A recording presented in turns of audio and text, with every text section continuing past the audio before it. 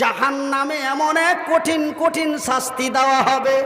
তবে বিশেষ করে আজকে যারা জালসার মাহফিল ছেড়ে দিয়ে রাস্তায় যুবতী যুবতী আমার মেয়ের মতো, যুবতী যুবতী আমার বোনের মতো, যুবতী যুবতী আমার ভাবির মতো, তারা জালসার মেন জায়গায় না থেকে তারা রাস্তায় শুধু এমনি করে চলে। ওরে আমার যুবতী মেয়েরা, ওগো আমার যুবতী বোনেরা, রে আমার ভাবিরা, জালসার নাম করে এসে দোকানে আড্ডা মারো। শোনো ওই জাহান্নামের শাস্তি। যারা রাস্তায় আড্ডা মেরে বেড়ায়, যারা রাস্তায় বেহায়া বেপরদা হয়ে চলে, যারা অঙ্গ প্রত্যঙ্গের হেফাজত করে না, কেন আমার আল্লাহ তো বলেছেন আল্লাযীনাহুম লিফুরুজিহিম হাফিজুন। রে বিশ্ব জগতের নর নারীরা, তোমরা তোমাদের শরম গায়ের হেফাজত করো, তোমরা তোমাদের গুপ্তঙ্গের হেফাজত করো। কিন্তু ভাইজান, আজকে আমার মেয়ে, আপনার মেয়ে, আমার বোন, আপনার বোন যারা রাস্তায় বেহায়া বেপরদা হয়ে রূপচর্চা করে রাস্তায় রঙ্গ করে হাঁটে, শুনেলেন তাদের কি শাস্তি জাহান্নামের মধ্যে। ভাই গো, আমার আল্লাহ জিবরাইলকে একদিন ডেকে বলেন, ওগো জিবরাইল, আমার প্যারা হাবিব নবী মুহাম্মাদের কাছে যাও, আর আমার নবীকে সঙ্গে নই লইয়া আমার সার্বভৌমত্ব সফর করিয়ে দাও। সেই সফরটাকে বলা হয়েছে মেরাজ। সেই সফরটাকে কি বলা হয়েছে? কি বলা হয়েছে? আমার আল্লাহ বলেন, জিবরাইল গো, আমার নবীকে জান্নাতে জাহান্নাম কোথায় কি আছে সমস্ত কিছু আমার রাসূলকে দর্শন করিয়ে দাও, বিশ্ব ভ্রমণ করিয়ে দাও, জান্নাতটাও দেখিয়ে দাও, জাহান্নামটাও দেখিয়ে দাও। কেন এই জান্নাত এই জাহান্নামে আমার নবীর উম্মত উম্মতি ছাড়া অন্য কাউরি পাঠানো হবে না। সেহেতু আমার নবীকে জান্নাতটাও দেখিয়ে দাও, আমার রাসূলকে জাহান্নামটাও দেখিয়ে দাও। ভাই গো, জাহান্নাম শব্দটি যখন মুখ দিয়ে বের হয়, মনে হয় সারা অঙ্গ কেঁপে উঠে। বন্ধুরে, আমার রাসূলকে যখন জাহান্নাম দেখাতে নিয়ে গেলেন, যখন জাহান্নাম দেখাতে নিয়ে যায়, জাহান্নামের কাছাকাছি যাওয়াতে দেখতে পাওয়া গেল, শুনতে পাওয়া গেল, জাহান্নামের ভিতর থেকে বিকট বিকট আওয়াজ বের হয়। সেই আওয়াজ কোনো গাধার নয়, সেই আওয়াজ কোনো ঘোড়ার নয়, সেই আওয়াজ কোনো উটের নয়, সেই আওয়াজ কোনো পুরুষের নয়। জাহান্নামের ভিতর থেকে যে আওয়াজ বেরিয়ে আসছে, সেই আওয়াজ যেন মহিলাদের আওয়াজ। জাহান্নামের ভিতর থেকে যেই বিকট আওয়াজ বেরিয়ে আসছে, রাসূলের কানের মধ্যে যে আওয়াজটা লাগলো, সেগুলো যেন যুবতী সুন্দরী রমণীদের আওয়াজ। ভাই গো, সেই আওয়াজটা কিসের আওয়াজ? তাদের লোহার হাতুড়ি দিয়ে পিটাচ্ছে তার আওয়াজ নাকি? না না না না। তবে তাদের গলায় ফাঁস দিয়ে টানছে তার আওয়াজ নাকি? না না না না না। তাদের আওয়াজটা কিসের আওয়াজ রে? একজন নারী যখন তার গর্ভ প্রসব করে, গর্ভ প্রসবের সময় যে আওয়াজ হয়, যাকে আমাদের শেরশাবাদিয়া ভাষায় বলা হয় ছেলা হওয়া ব্যথা, এই আওয়াজ যেন তাদের ভিতর থেকে বের হচ্ছে, বিকট আওয়াজ। ভাই, আমার বয়স যখন 10-11 বছর ছিল, তখন আমি ওই আওয়াজ শুনেছি। তো ওই আওয়াজ আমি দুরকম শুনেছি। তো যেই মেয়েরা 5 ওয়াক্ত নামাজ পড়ে, যাকে আল্লাহ এবং তার রাসূলের ভাষায় বলে সালেহা, আল্লাহ এবং তার রাসূলের ভাষায় যেই মেয়েগুলিকে বলা হয় সালেহা। কি বলা হয়? জোরে বলি, কি বলা হয়? সালেহা। ওই সলেহা নারীর যখন প্রসাব যন্ত্রণা আসে, সলেহা নারীর যখন, যেই নারী দিনদার ইমানদার 5 ওয়াক্ত নামাজি, ওই নারীর যখন প্রসাব যন্ত্রণা আসে, তখন ও আওয়াজ করে। ও কি আওয়াজ করে? আল্লাহ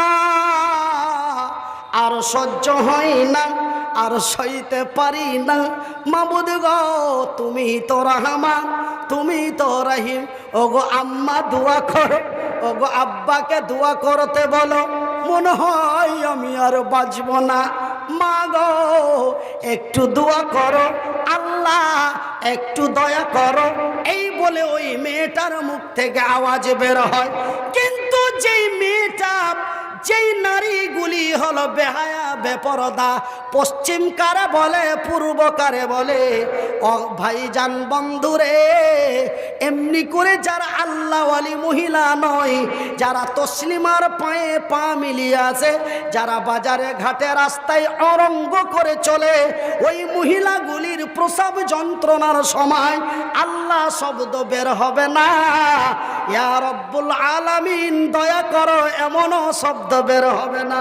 ওদের যখন প্রসব যন্ত্রণা আসে, ওদের আওয়াজটা কেমন হয়? ওদের আওয়াজটা যেমন এখানে বিকট, ওদের আওয়াজটাও হবে ওই জাহান্নামের ভিতরে বিকট। এইদিকে এক জায়গায় পড়ছুনু, কি জায়গাখানটার নাম করছে, কুমারগঞ্জের ওইদিকে। তো একদিন কুণ্ডে থেকে জালসা শুনে চলে আসছি। তো জালসা শুনে আস্তে আস্তে ওস্তাইরা আমাকে সাইকেলে করে লেগেছে। তো জালসা শুনে আস্তে আস্তে খুবই একটা মেয়ে লোক চিল্লেছে, হ্যাঁ ভাই কী হয়েছে, ভাই কী হয়েছে, তোমার চাকরা মিলা দাও। হ্যাঁ বলছে যে কী হবে তুই বুঝতে পারিস না, খাবা কোনো লক্ষ্য না থাক, মানুষ শুনলে কী হবে, খালি এরকম করছে। এটা হলো ওই মহিলার আওয়াজ। কোন মহিলার আওয়াজ? যারা আল্লাহ চেনে না, যারা পশ্চিম বোঝে না, যারা কোনোদিন সঠিক টাইম মতো সিজদা দেয় না, ওই মহিলাদের আওয়াজ হলো এটা। ঠিক জাহান্নামের ভিতরে এমনই বিকট ওই মহিলাদের আওয়াজ হচ্ছে। আমার নবী, আল্লাহর নবী, দয়ার নবী, বিশ্বের নবী, নবী মুহাম্মাদুর রাসূলুল্লাহ বলুন সাল্লাল্লাহু আলাইহি ওয়াসাল্লাম। আল্লাহর নবী, দয়ার নবী, বিশ্বের নবী জিবরাইলকে প্রশ্ন করে বলেন, ওগো আল্লাহর ফেরেশতা জিবরাইল, এই যে মহিলাগুলির আওয়াজ, এই মহিলাগুলির কি এমন, এরা কি এমন অন্যায় করেছে, এদের কি এমন শাস্তি দেওয়া হচ্ছে, এদের আওয়াজ কেন, তাদের কি এমন জাহান্নামের ভিতরে শাস্তি দেওয়া হচ্ছে? রসুল ভাইজান জিবরাইল উত্তর দিয়ে বললেন, নবী গো, এই মহিলাগুলি ওই মহিলা, এই মেয়েগুলি ওই মেয়ে, এই নারীগুলি ওই নারী, যারা আল্লাহর জমিনে বেহায়া বেপরদা হয়ে চলেছে, যারা নিজের অঙ্গ প্রত্যঙ্গের হেফাজত করে নাই, যারা দেওর ভাসুর মানে নাই, যারা পর পুরুষ বলে কোনো লজ্জাবোধ করে নাই, ওই রাস্তা দিয়ে রঙ্গ করে হেঁটে গেছে, আর রহিমের মিজাজটা খারাপ হয়েছে, এমনি ভাবে রাস্তায় চলেছে যেন বয়স্ক থেকে নিয়ে তরুণ পর্যন্ত তার দিকে বারবার ফিরে তাকিয়েছে। সহ্য না করতে পেরে কিছু বদমাস ছেলে বলেছে, চলে গেল বে, চলে গেল। বলে কি গেল? বলে মাল গেল। এই মেয়েগুলি, কোন মেয়েগুলি? এই মেয়েগুলি যারা রঙ্গ করে বেহায়া বেপরদা হয়ে, আব্দুর রহমান যখন তার বউ নিয়ে হরিশ্চন্দ্রপুর যায়, আমার বুকটা ফাইটা যায়, আমার মনটা ফাইটা যায়। আব্দুর রহমান এমনই কিভাবে তার বউ নিয়ে যায় যে আমার ফাইটা যায়। বন্ধুরে, এখানে আরো স্পষ্ট কথা রয়েছে, আরো খুলে কথা বলা হয়েছে। ওই যে মেয়েটা আমার মেয়ে, আপনার মেয়ে কেন, আমার ঘরেও যুবতী মেয়ে আছে, আপনার ঘরেও যুবতী মেয়ে আছে, আমার ঘরেও যুবতী বোন আছে, আপনার ঘরেও যুবতী বোন আছে। আপনার বোনগুলি যেন আমারই বোন, আপনার মেয়েগুলি যেন আমারই মেয়ে। রে আমার আব্বা জান মায়েরা, রে আমার ভাই এবং বোনেরা, তোমরাই যেন বড় মূল্যবান জাতি। রে আমার মায়েরা, মহান আল্লাহ তোমাদের নারী জাতি হিসাবে তৈরি করেছে, আর তোমাদের পায়ের দিয়েছে, আমাদের জান্নাত করেছে। মা গো, আমি জানো তোমাদেরই ভাই, তোমরা জানো আমারই বোন। রাস্তা পথে ঘাটে বাজারে এখানে ওখানে যেখানেই যাবে মায়ের ইজ্জত নিয়ে যাবে, মায়ের সম্মান নিয়ে যাবে। আমার আল্লাহ তোমার ইহকাল পরকাল কল্যাণ করবে, এটা আমি মনিরুদ্দিন আমার কলম দিয়ে লিখে দিলাম।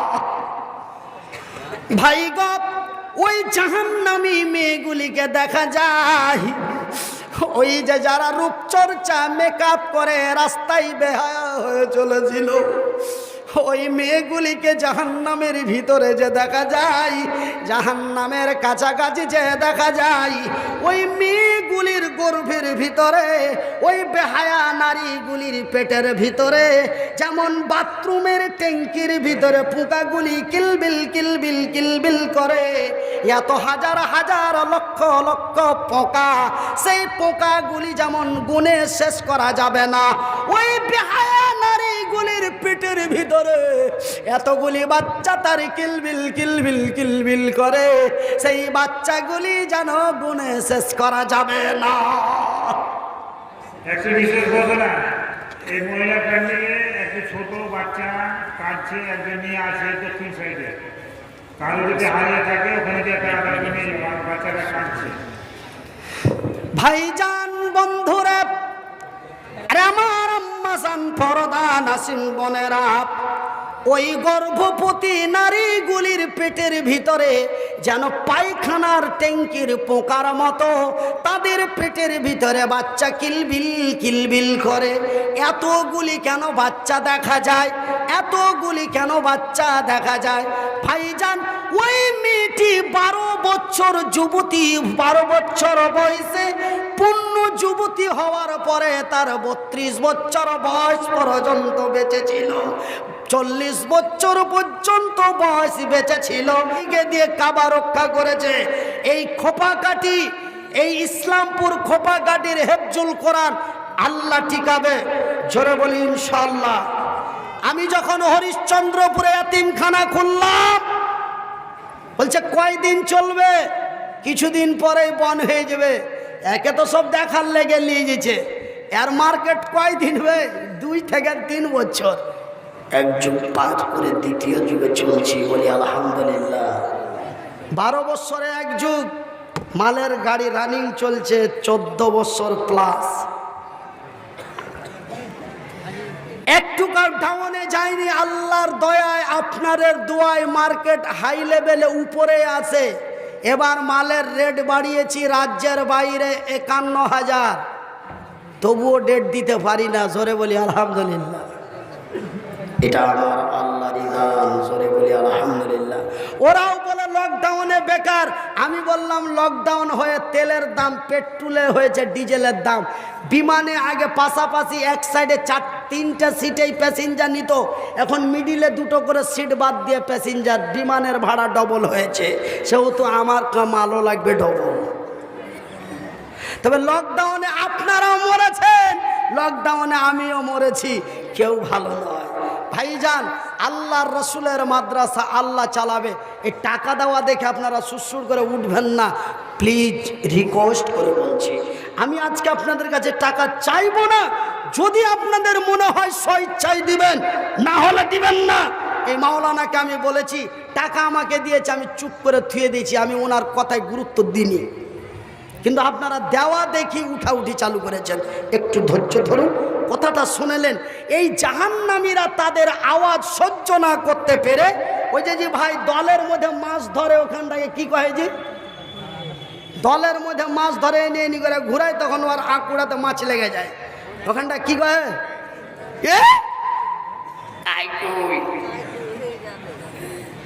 ওই কাইকুই, লোহার আঁকুড়া। ওই জাহান্নামীরা, ওই জাহান্নামী নারীদের চিৎকার সহ্য না করতে পেরে তারা ওই লোহার আঁকুড়া দিয়ে ওই গর্ভবতী নারীর পেটের বাচ্চাগুলি আঁকুড়া দিয়ে টেনে টেনে বার করবে। ভাইজান বন্ধুরে, আমার মা এবং বোনেরা, আপনারা হয়তো বলবেন মনির উদ্দিন ভাই, জাহান্নামের ভিতরে যদি এমনই সাজা হয়, জাহান্নামের ভিতরে যদি এমনই কষ্ট হয়, সেই কষ্ট কি সহ্য করা সম্ভব? সেই কষ্ট কি মেনে নেওয়া সম্ভব? এতই কষ্ট যদি হয় সে কি বাঁচতে পারে?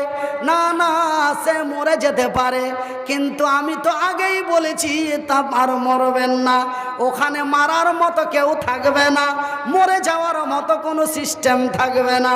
ভাইজান বন্ধুরে, জাহান্নামীদেরকে এমন পিপাসায় খিদায় তাদের জান বাঁচবে না, তারা খিদার জ্বালাই মাবুদের দরবারে ফরিয়াদ করবে। জাহান্নামী পুরুষেরা, জাহান্নামী নারীরা মাবুদের কাছে বলবে, আল্লাহ খিদায় আর জান বাঁচে না, একটু যদি খাবার দেওয়া হতো মাবুদ গো, না জানি কতই না ভালো হতো। বহুদিন খাবো খাবো করতে করতে প্রায় 2টা যুগের মতো কেটে যাবে। তারপরে আমার আল্লাহ বলে, রে আমার ফারিস্তারা, ওই আব্দুল্লাহর বাপ জাহান্নামে চেঁচাচ্ছে, তাকে কিছু খাবার দিয়া। সেই খাবারটা আপনাকে বিরিয়ানি চপ দেবে না, সেই খাবার আপনাকে ডালডাই ভাজা রুটি দিবে না, আপনাকে একটি খাবার দিবে রে, সেই খাবারটি হলো পানি ফলের মতো। পানি ফল কাকে বলে ভাই? সিংহড়া। পানি, আপনাকে পানি ফলের মতো একটা খাবার দেওয়া হবে, সেই পানি ফলটাকে আমরা বলি সিংহড়া। আর ওই পানি ফলের মতো যেই ফলটি জাহান্নামে আপনাকে, আমাকে, আমার মাকে দেওয়া হবে, আমার বোন ভাইদের দেওয়া হবে, সেই ফলটার নাম বলা হয়েছে, সেই ফলটা ইতিহাসের পাতায় পাওয়া যায়, সেই ফলটির নাম হলো জাক্কুম ফল। এই ফলটি যখন তারে দেওয়া হবে, খিদার জ্বালায় কপ করে খেয়ে ফেলবে। যখনই মুখের মধ্যে দেবে, এই জায়গাতে এসে আটকে যাবে, না আসবে, না যাবে দিল্লি, না যাবে বোম্বাই, না যাবে দিল্লি, না যাবে বোম্বাই, মিডিল পয়েন্টে লকডাউন হয়ে যাবে, আর কিছুই কাজ হবে। ভাববে পানি যদি খাই মনে হয় চলে যাবে, বলে মাবুদ গো, একটু যদি পানি দেওয়া হতো না জানি কতই ভালো হতো। এমন পানি পানি করতে করতে বহুদিন কেটে যাবে, শেষের বেলায় পানি দেওয়া হবে, সেটা পানি নয় রে, সেটা পানি নয় রে। সরষা যেমন মিলের হলারে সরষা দিলে যেমন অন্য জায়গা দিয়ে তেল বের হয়, জাহান্নামীরা যেখানে পুড়বে জ্বলবে, তাদের পুজ রক্ত হাড্ডিগুলি গলে গলে গলে গলে একটি নহরের মতো বেরিয়ে যাবে। ভাইগা, ওই নহর দিয়ে বেরিয়ে বেরিয়ে যাবে ফুটান্ত ওই চিনির সেরার মতো টগবগ করে ফুলবে। লোহার এক গিলাস দিয়ে তারে তুলে দেওয়া হবে।